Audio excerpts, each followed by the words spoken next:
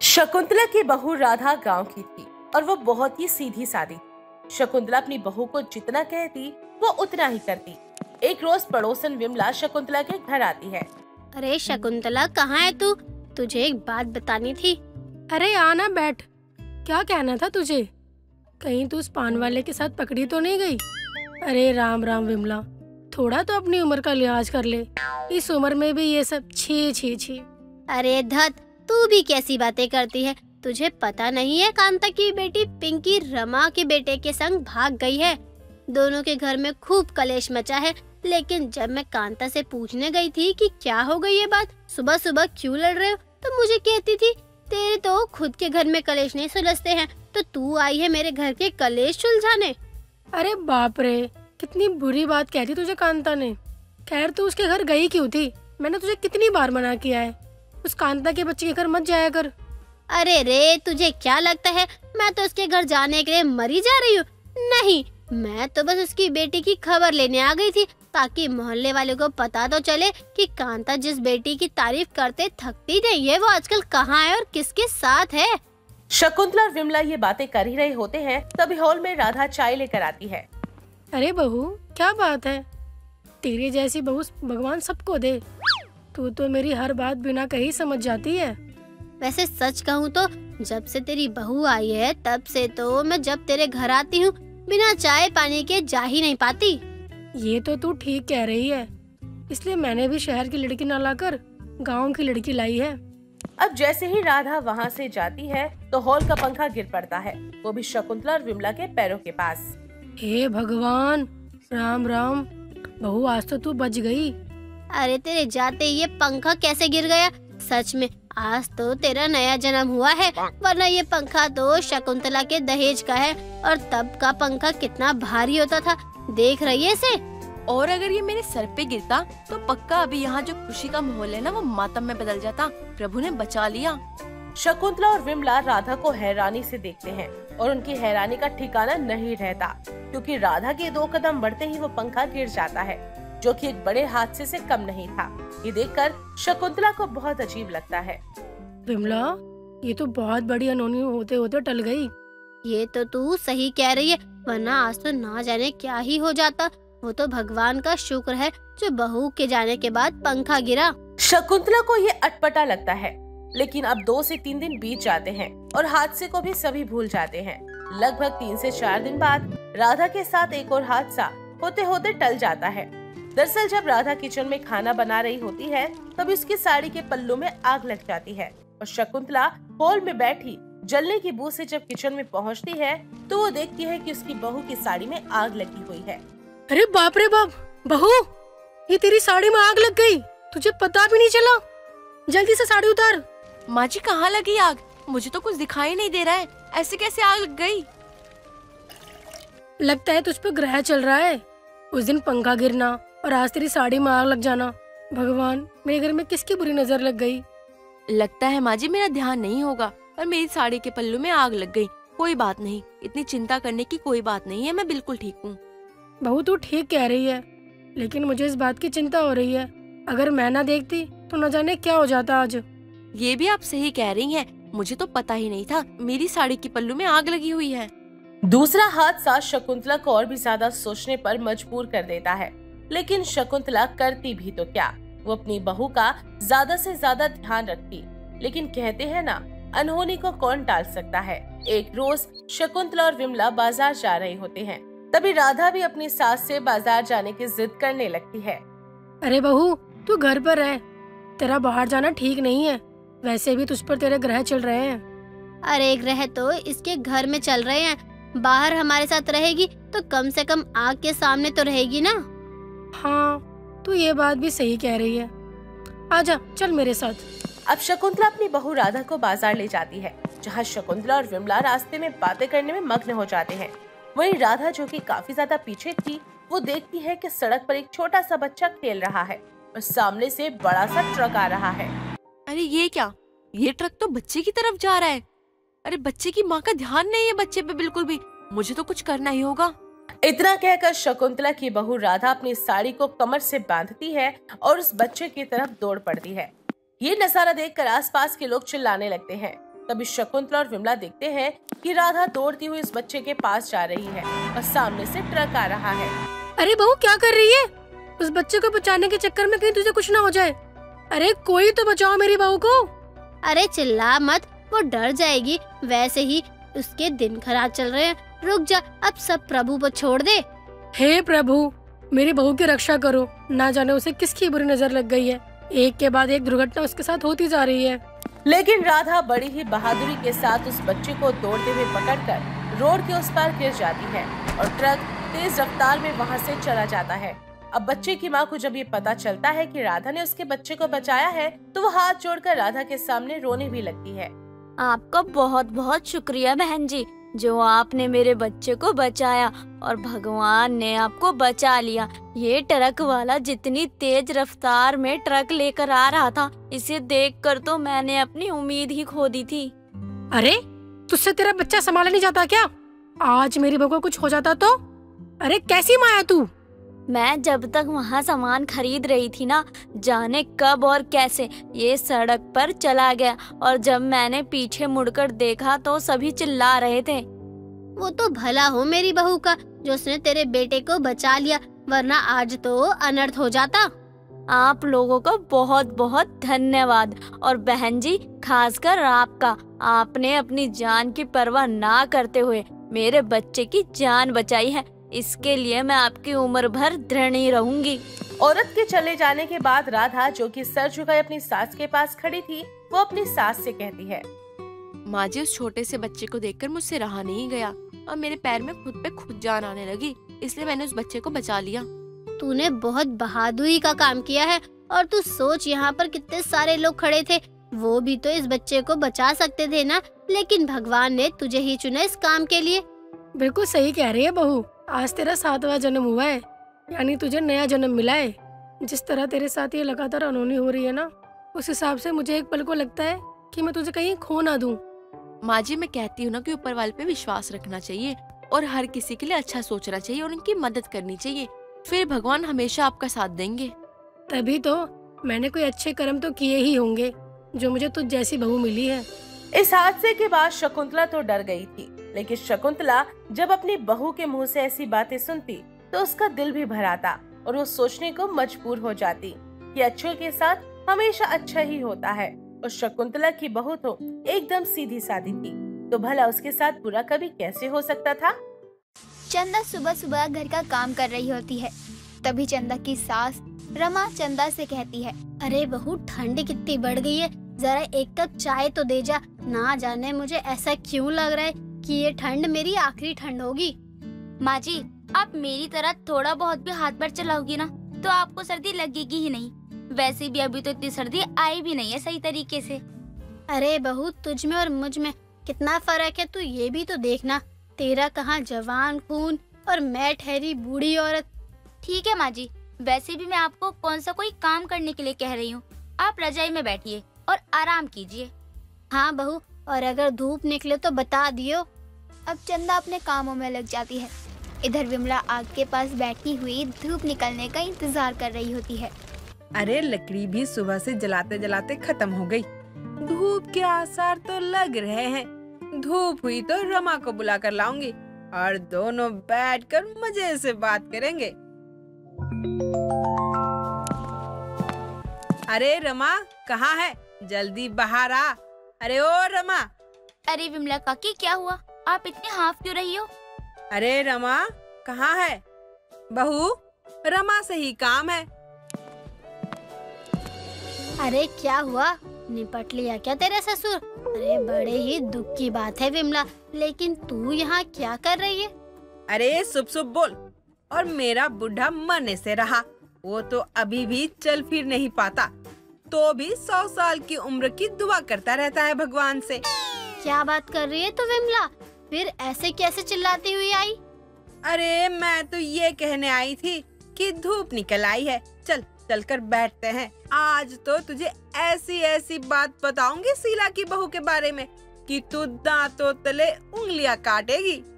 अरे तू चल चल चल कर खाट बिछा, मैं आती हूँ। और सुन, मूंगफली ले आइयो, मैं भी आती हूँ वही खाना लेकर। विमला वहाँ से चली जाती है। और रमा भी किचन में जाकर एक प्लेट में खाना निकालने लगती है और अपनी बहू को कहती है, बहू मैं धूप में बैठने जा रही हूँ, तू थोड़ा मुझे बीच बीच में खाना बनाकर देती रहना। अब मैं शाम में ही वहाँ से वापस आऊंगी। माँ जी, धूप ही तो निकली है, आप तो ऐसे कह रही हैं जैसे ना जाने क्या हो गया हो। आपकी तबीयत तो ठीक है ना? अरे बहू, तू क्या जाने ठंड में धूप के मजे के बारे में। तुम लोग आजकल के बच्चे हो, ठंड में सबसे ज्यादा हम जैसे लोगों के लिए ही धूप ही दर्द दवा का काम करती है। जी माँ जी, आप जाइए, मैं आपके लिए कुछ न कुछ बना कर रखती हूँ। अब रमा घर से निकलकर पास ही धूप में खाट बिछाकर बैठ जाती है। साथ में विमला भी होती है और दोनों इधर उधर की चुगलियों में लग जाती हैं। अरे रमा, तुझे पता है आजकल मैं शीला की बहू को देख रही हूँ। वो तो कहती है मेरी बहू नौकरी करती है, तो भी उसमें संस्कार कूट कूट के भरे हुए हैं, लेकिन रोज शाम को एक हेलमेट वाला आदमी उसे छोड़ने आता है। अरे क्या बात कर रही है विमला तू? ऐसे में तो ये सारा ही मोहल्ला खराब करेगा। कहीं उसका बेटा ही हो और तू गलत समझ रही हो। चील की निगाह और विमला की निगाहों में कोई शक नहीं करते, समझी रमा? मैं एक बार जिसे देख लूं, उसकी तस्वीर जहन में छप जाती है। ये बात क्या शीला को पता है? मैं तो कहती हूँ हमें चलकर ये बात शीला को बता देनी चाहिए। हमारे मोहल्ले की बात है। धूप में बैठना तो माजी और विमला काकी का एक बहाना है। सच तो ये है कि ये लोग पूरे मोहल्ले की गॉसिप लेकर बैठ जाते हैं बस। अब देर शाम रमा अपने घर आती है, तभी विमला फिर से रमा को बुलाने आ जाती है। अरे देख, मैं अभी अभी खाट रखकर घर में जा रही थी, वैसे ही मैंने शीला की बहू को देखा। बस तू झाड़ू ले ले, बाकी तो मैं हल्ला मचा देती हूँ। अरे तू रुकी क्यों? जल्दी आ और सूद दे अच्छे से करम जले को। अरे माँ जी, काकी, आप दोनों किसकी बातें कर रही हो? क्या हुआ, मुझे भी तो बताओ। अरे माँ जी, कहाँ जा रही हो आप? इस उम्र में आपको मारपीट शोभा नहीं देता है। ये भगवान, क्या करूँ मैं अपनी सास का? अपना हेलमेट उतार तू। तेरी इतनी हिम्मत कि हमारे बहू बेटी पर नजर डाले। अरे तू वो सब छोड़, लातों के भूत बातों से नहीं मानते। ये सब देखकर मोहल्ले के लोग भी जमा हो जाते हैं, लेकिन चंदा भी वहाँ आ जाती है। अरे माँ जी, ये आप क्या कर रही हो? क्यों मार रही हो इसे? छोड़ दे बहू, आज तो मैं इसे खत्म कर ही दूंगी। इसने शीला की बहू पर नजर डाली है, उसे रोज छोड़ने आता है। वो तो भला हो विमला का, जिसने मुझे ये सब बता दिया। और तू क्या देख रहा है मुझे? उतार अपना हेलमेट, वरना पुलिस को बुला कर रख दूंगी और सारा मोहल्ला तमाशा देखेगा। अब तक तो वहाँ शीला भी आ जाती है, जिसकी बहू की वजह से इतना ड्रामा हुआ था। अरे विमला, रमा, तू मेरी बहू को यहाँ खड़ा कर क्या तमाशा कर रही है? अरे ये तो अपनी बहू से पूछ, जिसे छोड़ने उसका आशिक आता है। मोहल्ले का माहौल तो अब बहुएं बिगाड़ रही है। बेटियों को इतनी आजादी ही कहाँ मिली? अब जो बेटी नहीं कर रही, वो तेरी बहू कर रही है। तू अपना हेलमेट उतारता है या 2-4 झाड़ू और खाएगा? अब विमला रमा मिलकर जैसे तैसे उस बाइक वाले का हेलमेट उतारते हैं और वहाँ मौजूद सभी लोग हैरान रह जाते हैं, क्योंकि वो और कोई नहीं बल्कि विमला का बेटा ही था। चंदन, तू? तेरा और शीला के बहू का चक्कर चल रहा है? अरे मैं तो लुट गई, बर्बाद हो गई। ये सब देखने से पहले मैं मर क्यों नहीं गई? माँ, मेरी बात तो सुनो, मैं वो आपको बताने ही वाला था। हे भगवान, करवा ली विमला ने भरे मोहल्ले में अपनी बदनामी। अब क्यों तेरी बोलती बंद हो गई? मोहल्ले वालों, देख लो, विमला का बेटा मेरी बहू के पीछे लगा हुआ है हाथ धोकर। मुझे उसने एक दिन कहा भी था, लेकिन मैंने ही उसकी बातों पर ध्यान नहीं दिया। और आप लोग देख क्या रहे हो? आज ये मेरी बहू के पीछे है, कल किसी और के पीछे लेगा। मारो इसे। अब मोहल्ले वाले भी विमला के बेटे को पीटने लगते हैं, लेकिन विमला जैसे तैसे बचाकर अपने बेटे को घर लेकर आती है। ये तूने क्या किया? कुछ कर भी रहा था तो लोगों को क्यों पता चलने दिया? माँ, ये आपका ही किया धरा है। आपको क्या जरूरत थी हेलमेट उतार करने की? तो मैं और क्या करती? मुझे लगा शीला के साथ साथ उसकी बहू की भी बदनामी करवा दूंगी, लेकिन यहाँ तो खुद की बदनामी हो गई। मुझे तो धूप में बैठना ही महंगा पड़ गया। क्या मतलब है कि धूप में बैठना भारी पड़ा? इसका ये मतलब तो नहीं कि आप लोग धूप में बैठकर बातें बनाते हो? अरे बेटा, अब नहीं बैठूंगी रमा के साथ धूप में। मेरे मुंह से निकल गई। वो तो विश्वास भी नहीं कर रही थी। मैंने ही कहा था वो शाम को आएंगे तो तुझे जरूर बुलाकर लाऊंगी। सारी मेरी ही गलती है, मुझे ही समझना चाहिए था। अब अगले दिन से विमला धूप में बैठने से कान पकड़ती है।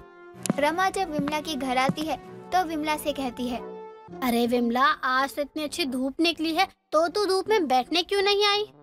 नहीं रमा, आज से मैं धूप में नहीं बैठने वाली। धूप में बैठते ही ना जाने मुझे क्या हो जाता है। मेरे मुंह से पता नहीं क्या क्या निकलने लगता है। जो भी नहीं कहना वो सब बक देती हूँ। और तू कल वाली बात भी कैसे भूल सकती है? अरे तो मुझे या तुझे क्या पता था कि वो चंदन है। लेकिन जो भी कहे, तेरा बेटा पिटा तो बहुत बुरी तरह है। रमा, मैं नहीं जा सकती धूप में बैठने। मैं तो कहीं मुंह दिखाने के लायक ही नहीं रही। अब विमला रमा के कहने पर भी धूप में बैठने नहीं आती है और ना ही उस दिन से किसी की चुगली करती है जिस दिन से उसका बेटा पिटा है। कुछ पुलिस वाले बिरजू को गिरफ्तार करके ले जा रहे होते हैं। तभी बिरजू पुलिस वालों को रोककर कामिनी से बोलता है, कामिनी, मुझसे वादा करो कि तुम मेरा इंतजार करोगी। जब तक मैं लौटकर नहीं आता तब तक तुम मेरा इंतजार करोगी। हाँ बिरजू, मैं तुम्हारा इंतजार आखिरी सांस तक करूंगी। अगर मेरी मौत हो जाती है तब भी मैं तुम्हारा इंतजार स्वर्ग में करूंगी। पागल, मैंने इतने पाप किए हैं कि मैं कभी स्वर्ग जा ही नहीं सकता।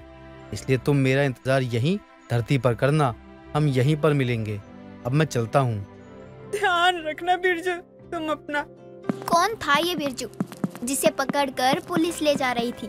और कौन थी कामिनी जो इतना रो रो कर अपना हाल बेहाल कर रही थी? ऐसे ही दिन गुजरने लगे और गुजरते वक्त के साथ 25 साल गुजर जाते हैं। ऐसे ही एक दिन कामिनी बाजार में घूम रही होती है। तभी पीछे से आवाज आती है और कामिनी मुड़कर देखती है और बोलती है, तुम यहाँ? तुम कब आए और तुमने मुझे कैसे पहचान लिया बिरजू?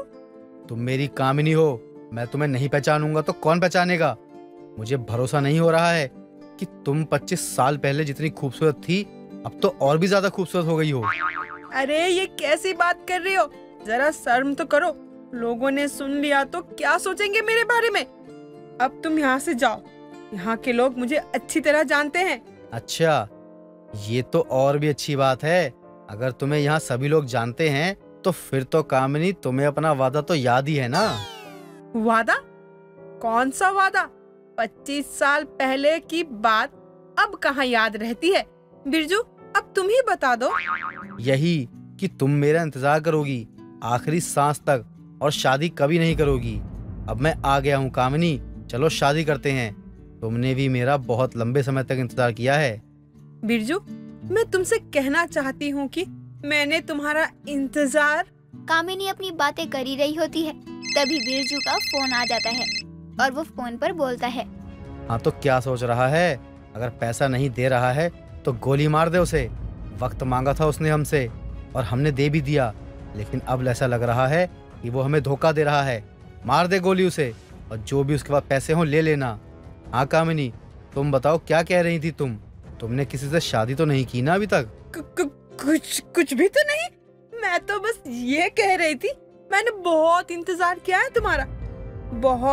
बहुत बेसब्री से तुम्हारा इंतजार किया है। और हाँ, अभी तक मैंने शादी नहीं की। अच्छा हुआ तुमने शादी नहीं की, वरना तुम्हारे पति को गोली मार देता, फिर जाकर मेरी और तुम्हारी शादी होती। लेकिन होती तो मेरे ही साथ। ठीक है बिरजू, मैं अब घर जाती हूँ। घर में सभी लोग मेरा इंतजार कर रहे होंगे। बहुत देर हो गई है ना। कामिनी डरते और कांपते हुए अपने घर की तरफ जाती है। कुछ देर बाद कामिनी घर पहुँचती है और जाकर बैठ जाती है। तभी वहाँ उसके पूरे घर वाले आते हैं और कामिनी को ऐसे कांपते हुए देखकर कामिनी का पति रमेश उससे बोलता है, क्या हुआ कामिनी, इतनी डरी हुई क्यों हो और कांप भी रही हो? बाजार में कुछ हुआ क्या? और समय भी लगा दिया आने में। अरे सवाल बाद में करना, सासू माँ को पानी दो। देखो कितना डरी हुई है, देखकर लग रहा है किसी भूत को देख लिया है। अरे क्या बात कर रहे हो दामाद जी, कामनी भूतों से डरेगी? अरे नहीं डर सकती, क्योंकि वो खुद भूतनी है। अरे वाह, क्या बात कही आपने, मजा आ गया। लेकिन सासू माँ पर इस मजाक का कोई असर क्यों नहीं हुआ? कामनी, ऐसा क्या हो गया जो तुम गुस्सा भी नहीं कर रही और ना हमारी बात सुन रही हो? मुझे क्या लगता है सासू माँ का कान खराब हो चुका है, इसीलिए जवाब नहीं दे पा रही है, क्योंकि सुन ही नहीं पा रही है। घर के सभी लोग कामिनी का मजाक बना रहे होते हैं। तभी अचानक वहाँ बिरजू आता है और बोलता है, नमस्ते जी, क्या मैं अंदर आ सकता हूँ कामिनी? अरे भाई साहब, आप तो अंदर आ गए हो। अब अंदर आके कौन पूछता है? और आ ही गए हो तो पूछ क्यों रहे हो? जाइए, बैठ जाइए। और कामनी, क्या तुम इसे जानती हो? कौन है ये? कामिनी का होने वाला पति हूँ मैं। और आप कौन है जी?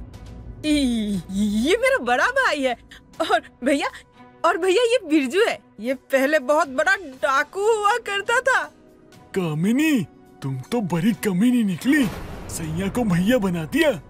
हुआ करता था, अरे अब भी हूँ, बस कोई पंगा लेकर तो देखे। और हाँ भाई साहब, मैं कामिनी से शादी करना चाहता हूँ। क्या शादी? फिर से बोलियो, क्या बोला तू? शादी? हाँ? अजय बिरजू के पास बढ़ी रहा होता है कि तभी बिरजू अपनी जेब में से बंदूक निकालता है और टेबल पर रखता है और बोलता है, हाँ जी, क्या बोल रहे थे आप? अब बोलिए। मैं तो कह रहा था कि अरे शादी बड़े धूमधाम से होगी, हम करवाएंगे। बहुत समझदार हो। वैसे तुम हो कौन कामिनी के? मैं इनका दूर का रिश्तेदार हूँ, मतलब दामाद हूँ दूर का। मतलब ये जो बैठे हैं ना कामिनी जी, इनके बड़े भाई जो है ना, हाँ, उनका दामाद हूँ। और कामिनी जी तो मेरी दूर की सासी हुई ना। अच्छा, तो मतलब ये है कि तुम और कामिनी सास और दामाद हो। अब हम भी तुम्हारे ससुर बनने वाले हैं। हमारा भी रिश्ता कुछ दिनों में बदल जाएगा। तो आप बताइए ना, कब की तारीख निकालूं? मैं अपनी सास की बारात में नाचना चाहता हूँ। ससुर जी की शादी में तो मैं आ नहीं पाया था, क्योंकि मैं था ही नहीं उस समय। तो सासू माँ की शादी में ही नाच लूंगा। अरे सास की बारात? अरे सास की बारात तो मैं लेकर आऊंगा ना, तभी तो कामिनी अपने ससुराल जाएगी। अजय अपनी बात पर टिका रह जाता है। बिरजू भी मान जाता है कामिनी की बारात के लिए। ऐसे ही कुछ देर बाद बिरजू अपने घर को चला जाता है और तभी रमेश अजय को बोलता है, हाय, मैं लुट गया, मैं बर्बाद हो गया, मेरे दामाद ने मुझे लूट लिया। अरे दामाद जी, क्या किया आपने? अपनी सास की बारात निकाल रहे हो और अपने ससुर के बारे में सोचा भी नहीं कि उसका क्या होगा। कैसे दामाद हो आप? अरे आपके बारे में ही सोच के ये सब किया है, वरना सासू माँ की डोली जा ही न जाए, आपकी अर्थी जरूर चली जाती। बचा लिया आपको मैंने। क्यों सासू माँ, सही किया ना मैंने? हाँ दामाद जी, सही तो कर दिया आपने अपने ससुर जी के साथ, लेकिन आपने मेरी बारात निकालने की बात क्यों कर दी? अरे सासू माँ, ये बस बात ही नहीं की है, मैं तो सच में अपनी सास की बारात निकालूंगा, वो भी बड़े धूमधाम से। अरे दामाद हो कि दुश्मन हो? कौन से जन्म की दुश्मनी निकाल रहे हो? अरे मेरी बेटी आपसे घर में बर्तन धुलवाती है, झाड़ू पोछा करवाती है, तो इसका मतलब क्या कि आप उसके बाप से बदला लोगे? अरे कामनी, ये पागल हो गया है। अब शायद हम लोगों को यहाँ से भाग जाना चाहिए, वरना ये मुआ तो सच में तुम्हारी शादी करवा देगा उससे। कामनी, मुझे अपनी पत्नी से बहुत प्यार है, मैं अपनी पत्नी के बिना नहीं रह सकता और मैं नहीं चाहता कि तुम्हारी शादी किसी और से हो जाए। अरे ससुर जी, शांत हो जाइए, आपका ही दामाद हूँ, आपके साथ ऐसा कैसे कर सकता हूँ मैं? अरे मैं सब कुछ देख लूंगा, आप बस इंतजाम कीजिए। आपके होने वाला जो सौतना है ना, उसे कैसे संभालोगे शादी होने से पहले?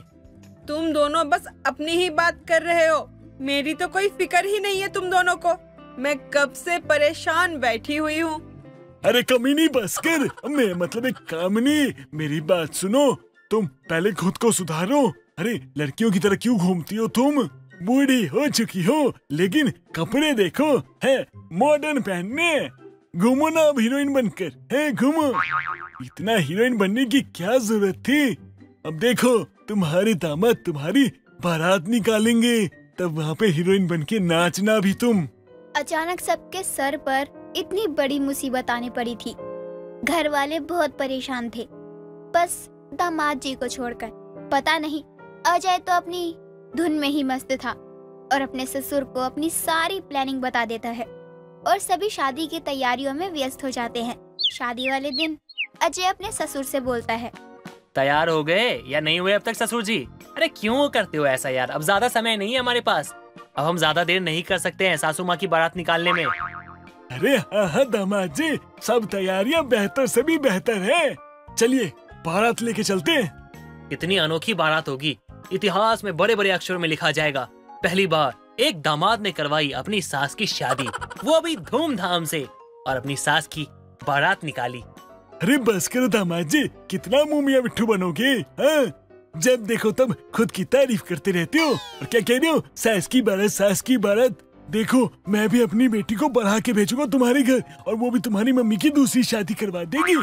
इसलिए कह रहा हूँ चुपचाप से चलो, अगर वो डाकू यहाँ आ गया ना तो तुम्हें और मुझे दोनों को ऊपर भेज देगा। यमराज की गोद में बैठ के फिर कराना अपनी सास की शादी। सभी लोग कामिनी की बारात लेकर निकल पड़ते हैं।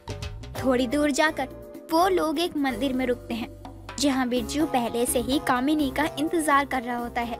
कामिनी मंदिर जाकर देखती है कि पंडित मंत्र पढ़ रहा है। तभी वो बोलती है, अब बस बहुत हो गया बिरजू, मैं तुमसे शादी नहीं कर सकती, क्योंकि मैं पहले से ही शादीशुदा हूँ। मेरी बेटी है, दामाद है, इनके सामने मैं शादी नहीं कर सकती। कोई बात नहीं, मैं इनको अभी गोली मार देता हूँ, अब तो शादी कर सकती हो ना तुम। जैसे ही बिरजू सबको बंदूक दिखाता है, तभी वहाँ अचानक पुलिस आ जाती है और बिरजू के साथ इसके कुछ साथी को भी पकड़ लेती है। कामिनी, तू तो बहुत बड़ी वाली कमीनी निकली, ये तूने अच्छा नहीं किया मेरे साथ। और तू दामाद, तेरा ही दिमाग है ना इन सब के पीछे, तुझे तो मैं जेल से निकलकर देख लूंगा। बिरजू को शादी करने और लोगों को धमकाने के जुर्म में सजा हो जाती है और वहीं अजय अपनी सास की बारात में अब ससुर को बिठा कर ले जाता है।